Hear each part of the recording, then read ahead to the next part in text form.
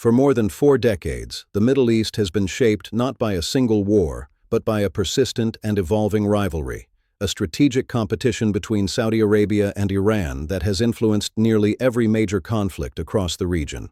This rivalry has never resembled a traditional war fought between two armies across a clearly defined front. Instead, it has unfolded through alliances, proxy conflicts, diplomacy, economic pressure, and ideological influence.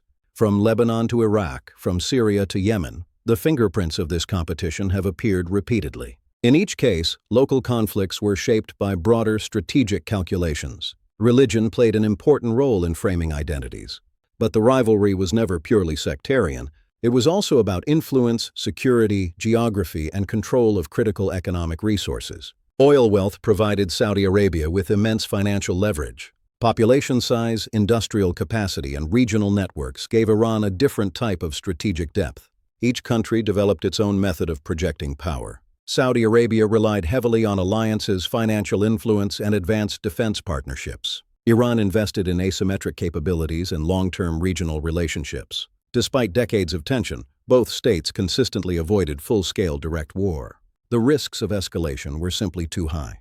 Instead, the conflict resembled a slow-moving strategic chess match. At times, the rivalry intensified dramatically.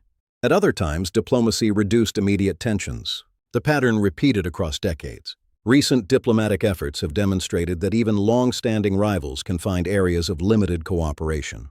Economic modernization and domestic priorities are reshaping strategic calculations on both sides. Younger generations across the region increasingly demand stability, opportunity, and development. These internal pressures may gradually reduce appetite for prolonged confrontation. At the same time, underlying competition has not disappeared. Regional alliances remain intact. Military preparedness continues. Strategic mistrust built over generations cannot be erased quickly. Strategic mistrust built over generations cannot be erased quickly.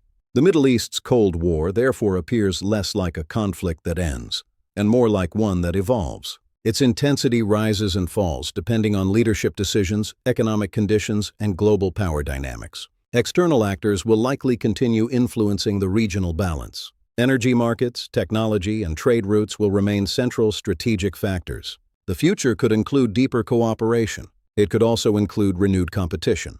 Most likely it will involve a complex mixture of both. Understanding this rivalry helps explain why conflicts across the Middle East often appear interconnected. It reveals how history, identity, economics, and geopolitics combine to shape modern events. And it reminds us that not all wars are fought with armies alone. Some are fought through ideas, alliances, and strategic patience over generations. The Middle East's Cold War continues to evolve, influenced by forces both inside and outside the region. Whether the future brings lasting stability or renewed tension will depend on choices still being made today. What remains certain is that understanding this long and complex rivalry is essential to understanding the modern Middle East itself. End of Part 10. Series complete.